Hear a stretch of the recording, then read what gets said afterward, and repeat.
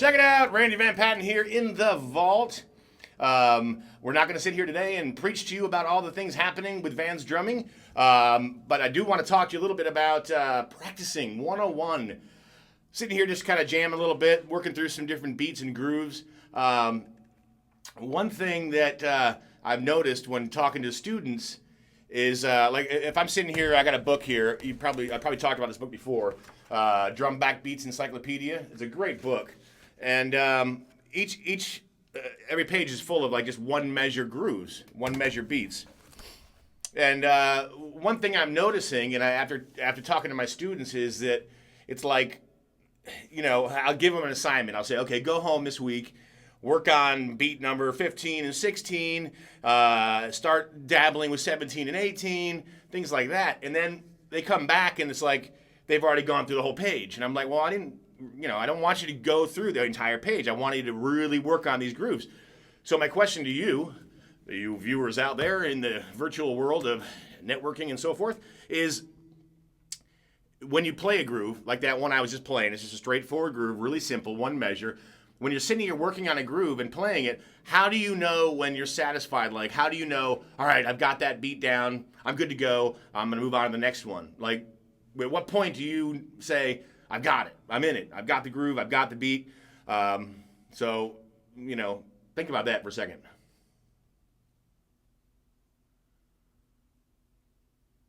Come up with anything good? Anyway, so my point here is that you never really just get it. There's never a point where it's like, oh, I've got the groove down. I'm not gonna work on it anymore. I'm gonna move on, because these things are like stuff that you want to just play the heck out of. My students will come to me and I get various answers to that. Like they'll be like, well, I feel like I've got it when I can, you know, play through it and play it really fast. Well, really fast is not cool. I mean, sitting here playing that groove. I mean, it's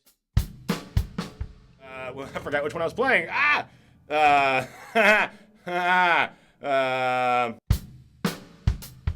remember which one I was playing. All right, so let me pick another one then, since I forgot which one I was playing.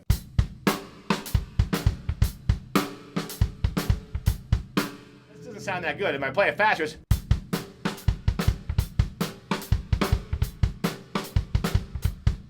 Is that good? Is that like, oh my gosh, I've mastered that. I'm the king of that groove because I can play a little faster. No, it doesn't sound good.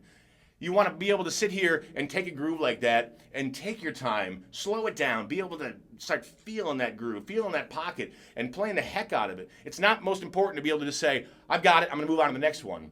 Play the heck out of these things. Just what you want to do is keep going through it, keep going through them. Then maybe take one and, you know, obviously play 3 bars of that actual groove, and then try to play a fill and come back into it. You know, this is, again, 101, but I'm talking about practicing. Not just a matter, and this is for anybody, you know, anybody who's been playing drums, even if you've been playing drums for 5, 10 years, you've got to just take these things and not just say, oh, I went through it, I've learned it, I've got it. You've got to work the heck out of these things. You want to be able to just sit back and just play that groove and just feel it. Maybe pop a metronome on, or play along with your favorite tune on your iPod. Just sit there and just jam along, get a feel for that groove so it like sinks in your brain, you know. You want to be able to pull that out whenever needed, or work on various grooves that, you know, the idea is to continuously build up that, you know, the toolbox per se, the knowledge in your head, so these things can just kind of come out of you, along with like the cool fills and grooves that I've taught you guys over the years. So the big thing is, don't just sit here and say, okay, I'm going to work on number 5 here. Of course, you don't know what the heck number 5 is, so I can play just about anything, can I? So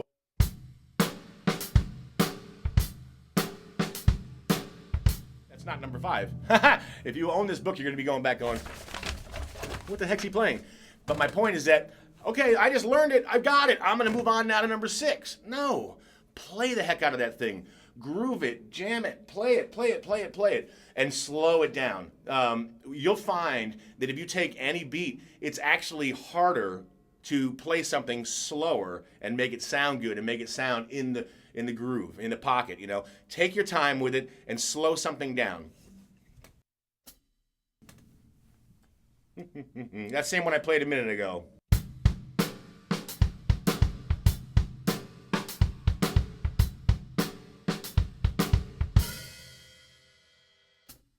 Okay, so even slower.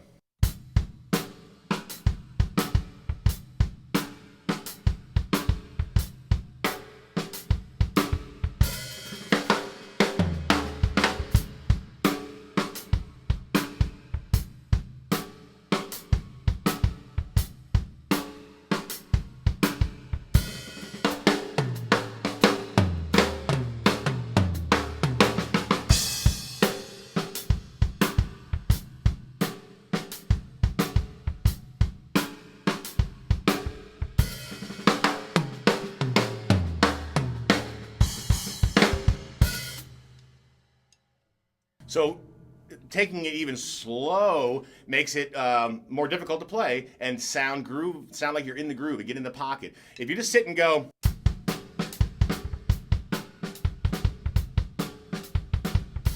all right, I got it, I'm moving on. You're not getting it. You're not getting it. You gotta take your time. You gotta take your time, slow down, and try to feel it and get into a groove. So the big point of this is, don't just rip through a book and say, whoop, done, got it. Go in there, take your time and play around with some of these things. Slow them down really slow. Do what I just did there. Do a little fill, come back in. Make sure you're coming back in on one, and it's got nice time with it. Obviously, a metronome is going to be your key here. Or like I've talked about before, try to keep your hi-hat going on all four during the fill. So, yeah, I mean, just, go even slower. Try to get even slower with that.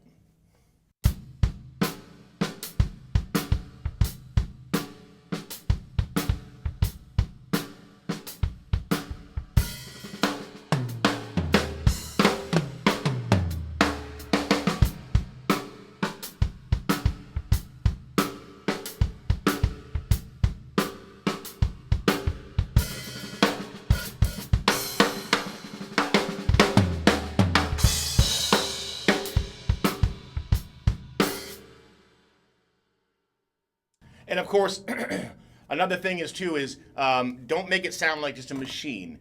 Even if you're playing in a normal tempo.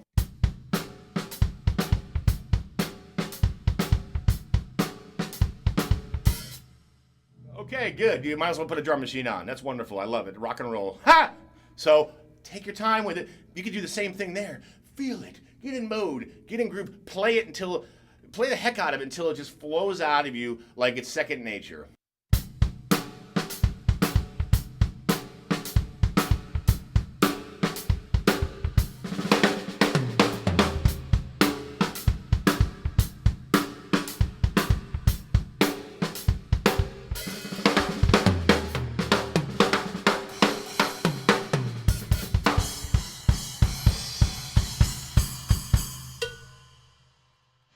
You always say more cowbell. All right, so there you go. That's my big lesson for the day is just practicing tips.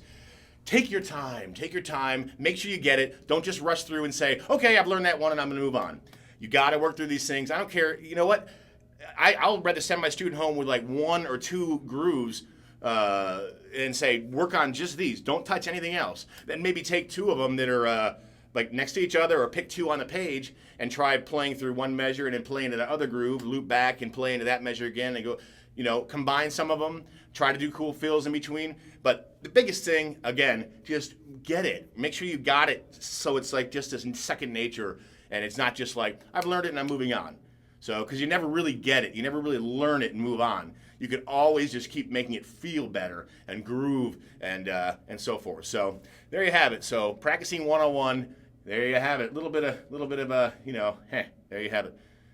Cool. It's good to get back in the seat again and do a little lesson. I've been so slammed with this DVD and all this craziness. So that's out on sale right now. Vans Drumming in the Pocket, vansdrumming.com. And again, I've been doing a lot of promos on that, but I want to get back in here and start doing some lessons for you guys. So there's a little practicing 101. Have a great day. See ya. Vans Drumming. Later.